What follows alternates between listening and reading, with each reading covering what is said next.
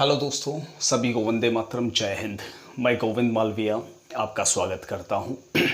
और जैसा कि आप जान रहे हो और आपको पता होगा कि हम भारत के इतिहास का समग्र अर्थात संपूर्ण अध्ययन की सीरीज चला रहे हैं। और इस सीरीज के अंतर्गत शुरू से लगाकर एंड तक जितना भी भारतीय इतिहास का कंपटीशन के लिहाज से जो महत्वपूर्ण कंटेंट्स हैं, एक एक बारीकी के साथ में देख रहे हैं। और ये कंटेंट्स मैं आपको पूरा यकीन ही नहीं, गारंटी देता हूँ कि छोटे से छोटे कंपटीशन से लगाकर यूपीएससी तक मैं आपके काम आएगा और बिल्कुल भी 1% भी सवाल बाहर नहीं रहेगा, ये मेरा दावा है। देखिए, हमने प्रारंभ में पाषाण काल और उसके बाद में सिंधु घाटी सभ्यता और उसके बाद में वैदिक सभ्यता के बाद में महाजनपद काल और महाजनपद काल के बाद में जो है मौर्य काल की चर्चा कर रहे थे। इसमें हमने एक एक बारीकी के साथ में सारे कंटेंट्स देखे हैं। अगर आप पहली बार इस वीडियो पे हैं तो मेरी रिक्वेस्ट है कि बेहतर समझने के लिए आप क्रमबद्ध देखें, यानी पिछले वाले वीडियो को ज़रूर देखें, उसके बाद इस वीडियो पर आएंगे तो आपको बेहतर समझ में आएगा। चलिए बिना वक्त गंवाए शुरुआत कर लेते हैं। हम बात करना चाह रहे हैं मौर्य काल की।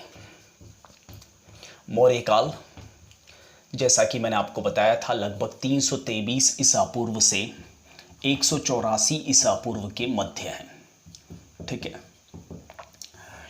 इस मौर्य काल में हमने लास्ट वीडियो में चर्चा की थी, वह चंद्रगुप्त मौर्य के बारे में चर्चा की थी।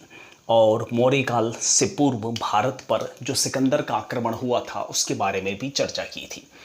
मौर्य सम्राट सबसे पहले थे चंद्रगुप्त मौर्य, जिनका समय था 323 ईसा पूर्व से 298 यानी 298 ईसा पूर्व के मध्य। चंद्रगुप्त मौर्य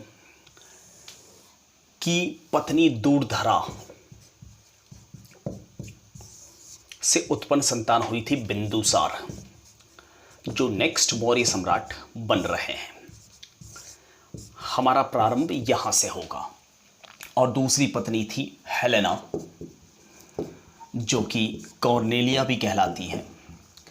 ये कॉर्नेलिया या हेलेना यूनानी राजकुमारी थी, ठीक है, और सेल्यूकस की पुत्री थी। हमने डिटेल से चर्चा की थी इन सारे मुद्दों के बारे में। जितना इतिहास में मौजूद है उतनी सारी चर्चाएं हम कर चुके थे।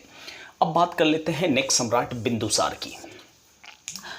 देखिए, बिंदुसार शब्द से ही पता चलता है कि ये बिंदुसार जो है, इसको बिंदुसार पहले तो कहा क्यों जाता है, क्यों कहा जाता है इन्हें बिंदुसार, देख लेते हैं। देखिए, बिंदुसार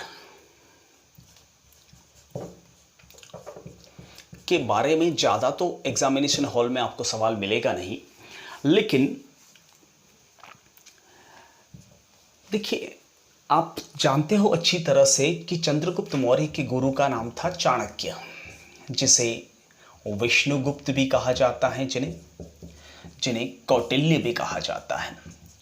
क्यों कहा जाता है ये चर्चा हम बारीकी से कर चुके थे इससे पूर्व। चाणक्य प्रखर बुद्धि के एक व्यक्ति थे और आई थिंक मेरे लिहाज से, मेरे नॉलेज में, हिंदुस्तान के इतिहास में अब तक इनसे ज़्यादा बुद्धिमान कोई नहीं हुआ। ठीक है। देखिए, पहले रूपा जीवा स्त्रियों की एक फौज खड़ी की थी और ये फौज जो है वह चाणक्य ने ही खड़ी की थी। रूपा जीवा स्त्रियां कौन होती थी ये? देखिए, रूपा जीवा स्त्रियों को विष कन्याएं भी कहा जाता है। विष कन्याएं ऐसी कन्याएं जिनको बचपन से ही चाणक्य जहर की बूंद दिया करता था और वो धीरे धीरे करके इतनी जहरीली हो जाती थी कि उन पर कोई जहर असर नहीं करता था। और आप भी जानते हो कि हर मर्द की कमजोरी होती है औरत। तो पहले जो सम्राट होते थे, जो महाराजा होते थे, उनकी कमजोरियां भी औरतें हुआ करती थी। ठीक है। तो ये विष कन्याएं उनको अपने सौंदर्य और अपने जिस्म से उनको प्रभावित करती थी और प्रभावित करने के बाद में उनकी हत्या कर देती थी। तो ऐसी फौज तैयार की थी चाणक्य ने। ठीक है, चाणक्य कूटनीति ये थे, इसलिए उनको कौटिल्य भी कहा जाता है। ठीक है, भारत में महान कूटनीतिज्ञ हुए हैं कौटिल्य, तो एक तरह की ये कूटनीति ही थी। अब खुद ने तैयार की है तो स्वाभाविक सी बात है, कॉपीराइट तो है नहीं इनका। तो धीरे धीरे करके इस 20 कन्याओं की फौज जो है अन्य सम्राटों ने भी तैयार कर ली। अब चाणक्य का दांव उल्टा पड़ने लगा। अब चाणक्य को यह डर सताने लगा कि कहीं उनके सम्राट की हत्या, क्योंकि हर मर्द की कमजोरी औरत होती है, उनके सम्राट की हत्या कोई न कर ले। इस कारण से चाणक्य जो है वह बिंदुसार की मां यानी चंद्रगुप्त मौर्य की पटरानी दुर्धरा को जहर की बूंदें दिया करता था। जहर की बूंदें दिया करते थे। ठीक है, तो जहर की बूंदें दुर्धरा के अंदर काफी समाहित हो गई थी और वक्त ऐसा आया कि धीरे धीरे करके दुर्धरा मरणासन अवस्था में पहुंच गई और उस समय वो गर्भ से थी और गर्भ में उसके एक शिशु पल रहा था। तो दुर्धरा को मरने से पहले करीब 8वें महीने में ही इन्हीं चाणक्य ने दुर्धरा का पेट चीर कर यानी सिजेरियन करके इन्हें निकाला था। इसलिए जहर की बूंदों से बना है, इसलिए इन्हें कहा जाता है बिंदुसार। अब जो आदमी स्वयं ही जहरीला है उसे जहर क्या भला मार सकता है। ऐसे व्यक्तियों को अगर सांप भी काट ले तो सांप भी मर जावे। जैसे कि मेरे फैमिली में भी बहुत सारे हैं हमारे मारवाड़ बेल्ट के अंदर जो मतलब इतना अफीम खाते हैं कि एक बार तो मेरे ताऊजी को भी सांप ने काटा, लेकिन असर ये हुआ कि ताऊजी नहीं मरे और सांप मर गया। ऐसे बहुत सारे वाकयात भी होते रहते हैं।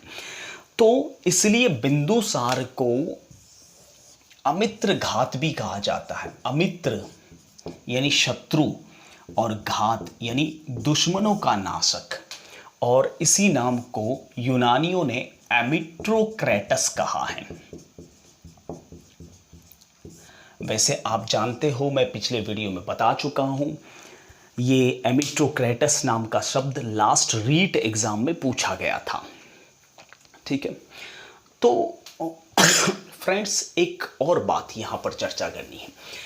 बिंदुसार को जो साम्राज्य विरासत में मिला वो साम्राज्य पहले से बहुत बड़ा था।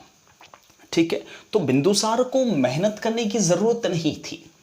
तो कुल मिलाकर कह सकते हैं कि राजनीतिक दृष्टिकोण से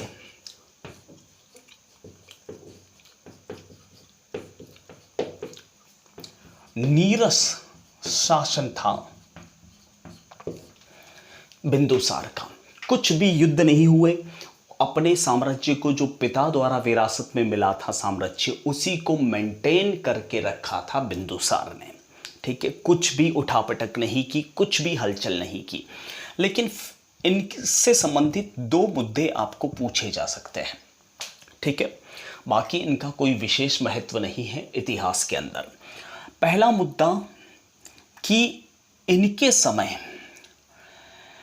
एंटीओकस का दूत डाइमेकस भारत आया था और दूसरा दूत इन्होंने अपना एक दूत टॉलेमी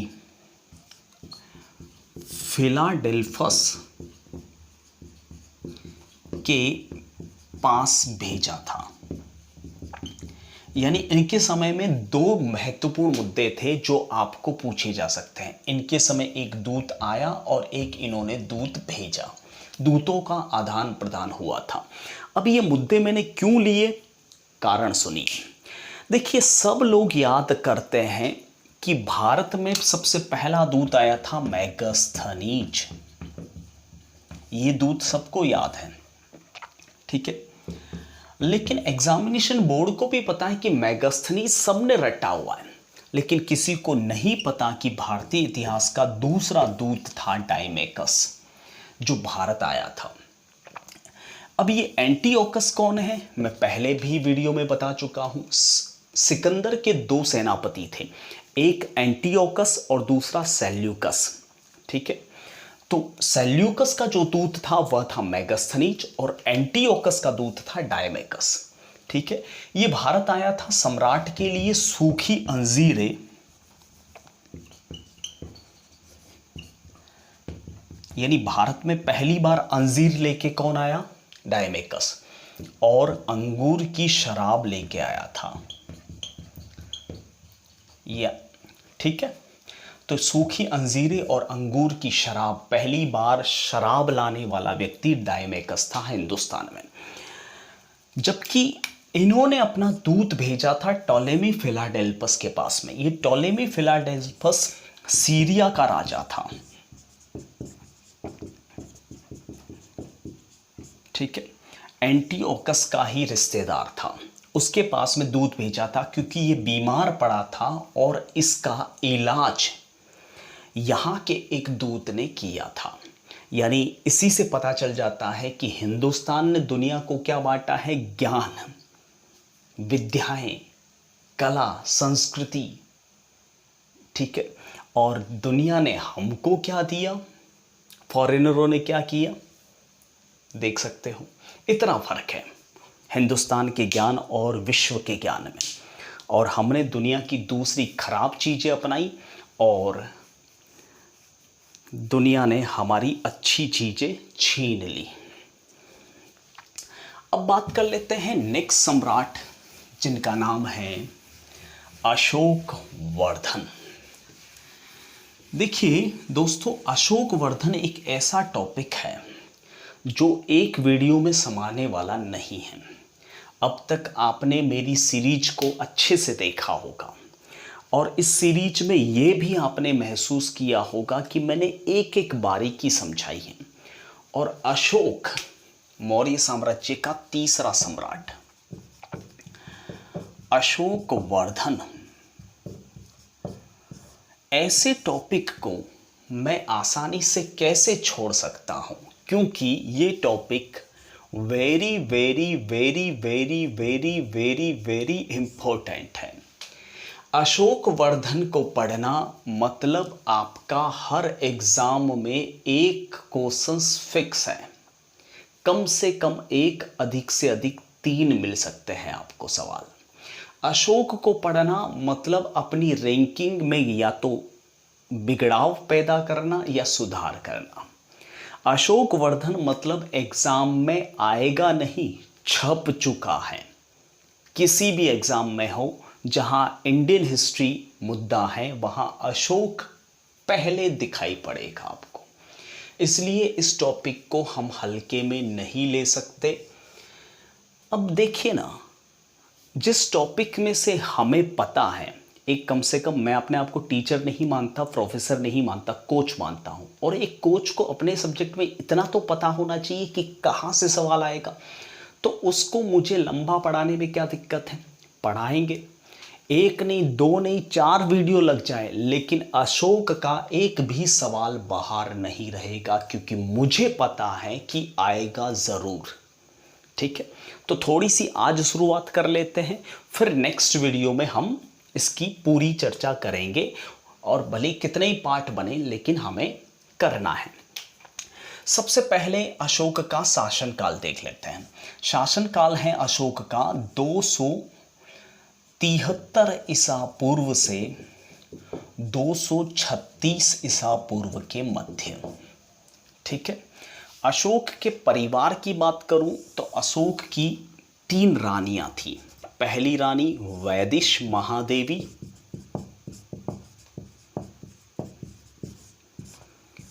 जिससे 3 संतानें हुई थी।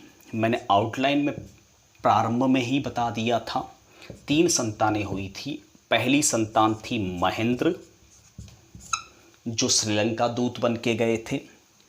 पुत्री थी संघमित्रा, जो अपने भाई के साथ दूत बन के गई थी, और तीसरी संतान थी तिस, जो तृतीय बौद्ध संगीति के अध्यक्ष बने थे। यानी वेदिस महादेवी की तीनों संतानों ने बौद्ध धर्म कबूल कर लिया था। दूसरी रानी का नाम था तिष्यरक्षिता, जिसे तिष्यरक्षिता भी कहते हैं।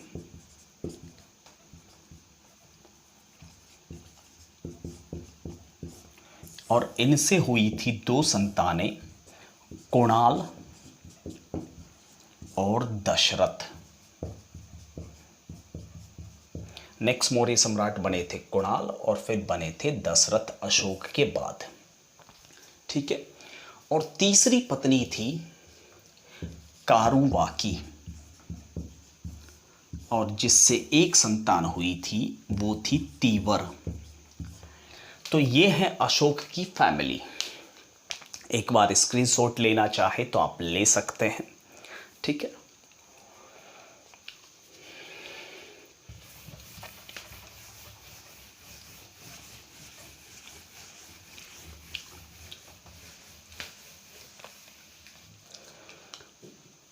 देखिए, अशोक को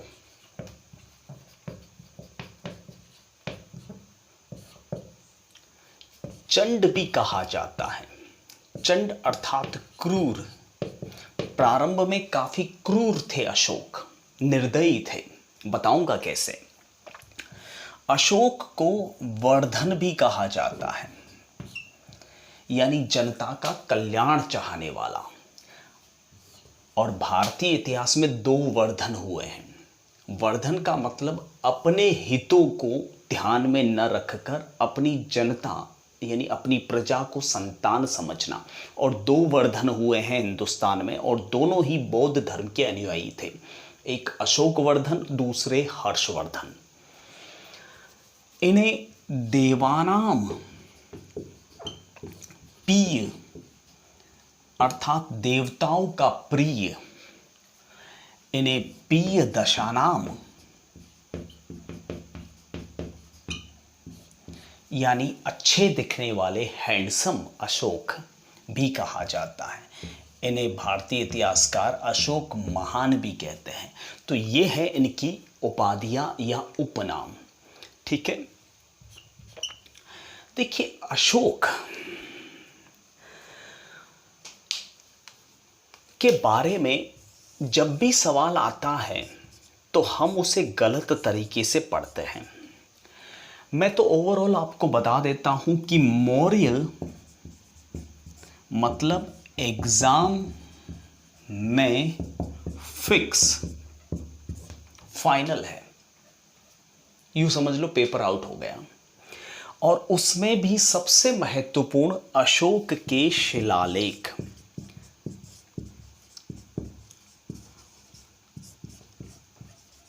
फाइनल है। ठीक है, ये तो फाइनल है। दूसरा, अशोक का धम्म अर्थात धर्म, यहां से भी फाइनल है। तीसरा, मौर्य प्रशासन, और चौथा मुद्दा चंद्रगुप्त या बिंदुसार। ये सवालों का क्रम है। यानी यहां से तो 90% चांसेस रहते हैं, यहाँ से 80% चांसेस रहते हैं, मौर्य प्रशासन से भी 80% के आसपास चांसेस रहते हैं। और अगर यहाँ से नहीं आया तो यहाँ से टिकेगा सवाल। लेकिन फाइनल है सवाल यहाँ से। और हम क्या करते हैं, अशोक ने किसको मारा, किसको धोया, किसको पटका, फालतू की चीज़ें पढ़ते रहते हैं। जबकि हमें सबसे ज़्यादा महत्वपूर्ण क्या देखना है, क्योंकि हम यहाँ क्या कर रहे हैं, इतिहास के व्याख्याता या इतिहास के ज्ञानी नहीं बन रहे हैं। हम यहाँ पर हमारे एग्ज़ाम में प्रश्न क्रैक करना चाहते हैं, गोला राइट करना चाहते हैं, एग्ज़ाम में लिखना चाहते हैं। तो वो चीज़ें पढ़िए जो एग्ज़ाम के लिहाज से हो, फालतू चीज़ें नहीं। अनटचड ज्ञान बहुत हैं, एकत्रित करोगे, किताबों में मिल जाएगा, किताबें भी पढ़ सकते हो, लेकिन यहाँ रहनी ज़रूरी है। और मैं आपको बता दूँ, इस टॉपिक को हर कोई स्कीप करता है, और मेरी एक आदत है। स्कीप क्यों करते हैं? क्योंकि यहाँ से उनको काफ़ी मुश्किलें पेश आती हैं। ऐसे ऐसे शब्द हैं जो याद नहीं हो पाते, और एग्जामिनेशन बोर्ड को भी सवाल घेरने का मौका मिल जाता है। उन्हें पता है कि यहाँ से बंदा जंप मारेगा। इसलिए मेरी एक आदत है कि जहाँ चैलेंज होता है वहाँ मैं चैलेंज ज़रूर लेता हूँ, तो आपको भी लेना है चैलेंज। तो अशोक वर्धन की डिटेल और स्पेशली अशोक वर्धन की बातें शिलालेखों से रिलेटेड हम शिलालेखों से ही शुरू करेंगे, फिर राजनीतिक जीवन पर चर्चा करेंगे, फिर धर्म पर चर्चा करेंगे, और फिर मौर्य प्रशासन तो देखना ही है। चंद्रगुप्त मौर्य और बिंदुसार को तो हम देख ही चुके हैं। तो वैसे भी आज टॉपिक का टाइटल अशोक वर्धन था नहीं, लेकिन एज ए जस्ट इंट्रोडक्शन। देखिए, सिर्फ पढ़ाई से, नॉलेज से कुछ नहीं होता। नॉलेज कहाँ किस जगह इस्तेमाल करना है ये भी ज़रूरी है। मैंने सोचा था कि प्रारंभिक वीडियो में मैं ये चीज़ें नहीं कहूँगा, क्योंकि फिर कुछ लोग होते हैं अतिवादी जो एक्स्ट्रा ऑर्डिनरी सोच रखते हैं। वो ये सोचते हैं कि शायद सर को ज़्यादा आता है। ऐसा नहीं है भैया, 8-9 सालों से पढ़ा रहे हैं, हमें पता है कहाँ से आएगा कहाँ से नहीं आएगा, और कम से कम हमारे सब्जेक्ट में तो हमको पता है। ठीक है, ऑफलाइन क्लासेस के अंदर भी हमने बहुत कुछ इसी प्रकार से सेलेक्ट भी करवाए हैं। तो अशोक वर्धन मैं आज नहीं लेने वाला इस वीडियो में। अशोक वर्धन के शिलालेखों को आपको अगले ही क्लास में देखना होगा। देखिए, पढ़ाई के साथ गाइडेंस बहुत ज़रूरी है। ठीक है, और गाइडेंस एक सच्चा और अच्छा कोच ही दे सकता है। अगर वीडियो पसंद आया तो फटाफट लाइक कीजिए, और नहीं आया तो अनलाइक कीजिए, कोई प्रॉब्लम नहीं। ठीक है, लेकिन फीडबैक ज़रूर दीजिए। पहली बार चैनल पे हो तो सब्सक्राइब कीजिए, और चैनल सब्सक्राइब कर चुके हैं तो धमाधम शेयर कीजिए। हौसला अफजाई के लिए बहुत ज़रूरी है। ठीक है, नाउ थैंक यू, बाय, जय हिंद, वंदे मातरम।